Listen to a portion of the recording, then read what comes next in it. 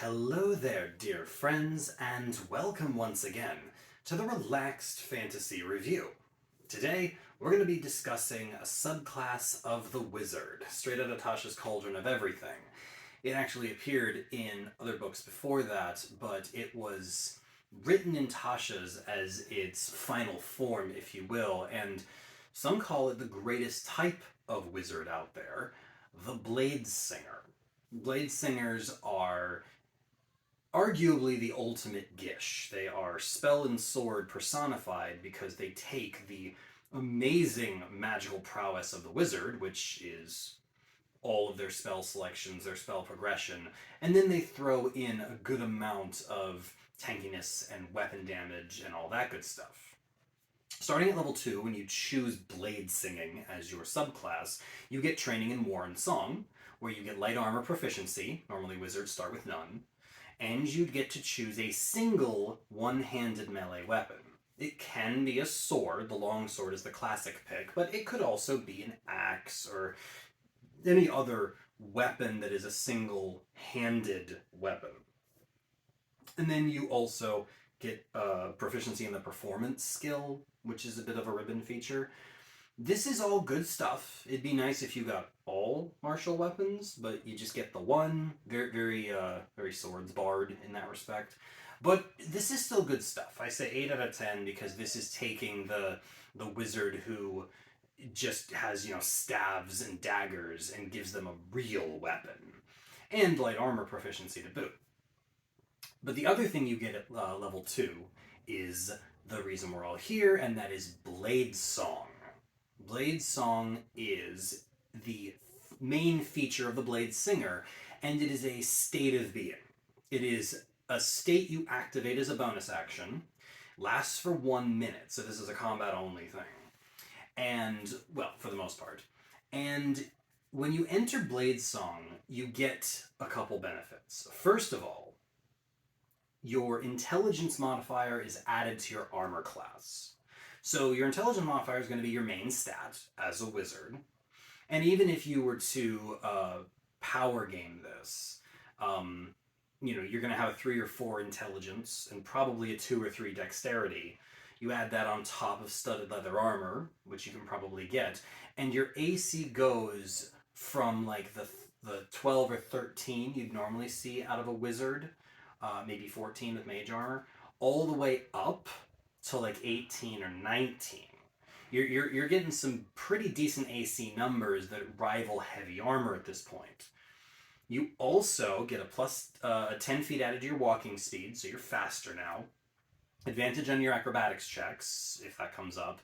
And you get a bonus to your concentration checks equal to your intelligence modifier. Once again, normally this would be just a +2 at this level for most wizards, maybe a +3 if you prioritized it.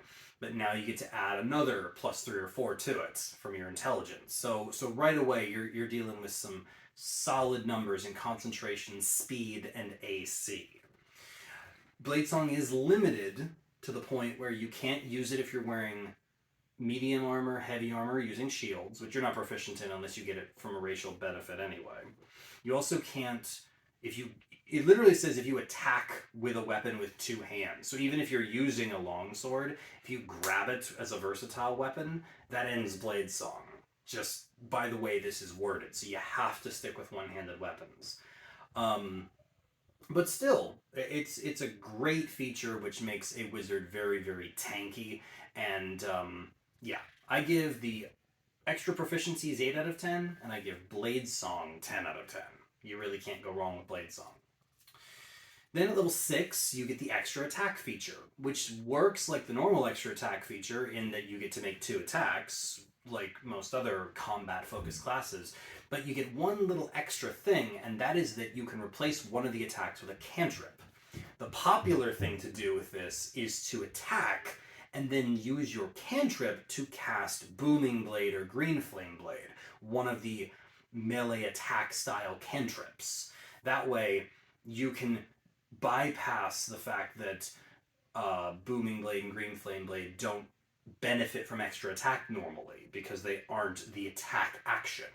This bypasses that entirely and just says, yeah, take the attack action and then cast your cantrip as part of that. So you get to have both attacks still, which is just the better form of extra attack. Like, this is the sort of thing that I love to see on your Gish classes. So another 10 out of 10 for that. Now at level 10, you get the Song of Defense Power. This allows you to spend a spell slot to reduce incoming damage. So if your AC is penetrated, you have to remember that wizards have not much HP. Even though they can crank their AC up with the shield spell and their blade song, they still can get hit. And what this does is it says, I'm going to spend a spell slot and I will reduce the damage I took by 5 times the level of the slot. So for a first level spell slot, that's 5 damage. For a 5th level spell slot, which is the highest you have at this point in the game, that's 25 points of damage, which is a lot. I mean, that's, for a wizard, that could easily be half of your hit points, maybe a third of them at this level. But it's definitely a sizable chunk. Is it worth a 5th level spell slot? Probably not. I guess it really depends on if you're about to die. Like, if you are going to go down and spending a 3rd level spell slot to reduce the damage by 15 is the difference between you going unconscious, automatically losing concentration, and all that horrible thing, or not, then maybe I would use this, but it certainly isn't something I would use regularly. My spell slots are too valuable to be throwing away on 5 hit points per level. So, okay for emergencies, not a typical thing I'm going to use. I give this power 7 out of 10. Then finally, at level 14, you get the Song of Victory, which is a very simple buff where you get to add your intelligence modifier to the damage that you do with your weapon. So you're using extra attack, you're still attacking and then cantripping, and now you can add your intelligence modifier to the weapon damage as well as your dexterity or strength, I guess, but you probably are using dex. Which means that you get to likely add a +5 for each attack. And it does say weapon attack. It doesn't say the attack action. So this does stack with Booming Blade, Green Flame Blade. So if you're using extra attack, you're getting an extra +10 probably to damage every turn. At level 14, that's not a game changer, but it does stack up over time. You know, this is the sort of thing, this is the same kind of damage you would expect out of the Blessed Strikes from a cleric, or, you know, just any sort of boost to a cantrip like the Eldritch Blast, Agonizing Blast, except it's just for both the 2 attacks you're making. It's good. I wouldn't, like I said, I wouldn't call it game-breaking or game-changing. It just makes you just that little bit stronger with your sword or your axe or whatever. I say 8 out of 10 for this power. So Blade Song and the super extra attack really are what are carrying you here. And you get those both by level 6. The other features are okay, but that's not the reason I'm leveling up in Wizard. I'm doing that because I want more spells.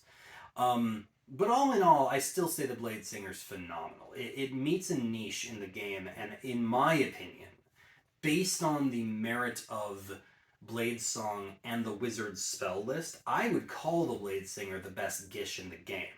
You know, you've got the Hexblade, better armor, but much more restrictive spell casting. And you usually can outperform whatever you're doing with your sword with an Eldritch Blast anyway.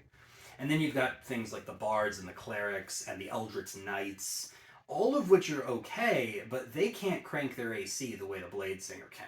I mean, sure, they could throw on heavy armor if you're a cleric, but your spells aren't going to be the same as a wizard's. The Bards got the same sort of deal, where they're dealing with medium armor if they're a Valor or Swords Bard, and using their inspiration to power them up. But the wizard's spell list really sends it home. You know, having haste, having fly, having greater invisibility, having wall of force or force cage, all the great wizard spells I talk about in my spellcasting reviews are at your disposal, as well as good AC and good weapon damage. So yeah, 9 out of 10 overall for the Bladesinger. It's not perfect. Some of the features are a little less than you'd hope, but the strengths of the class well make up for its weaknesses, and it is, for sure, one of the best wizards in the game. This has been the Relaxed Fantasy Review. If you enjoyed the video, please like and subscribe down below, and keep your eyes peeled for more subclass reviews coming down the line soon. Have a good one, my friends.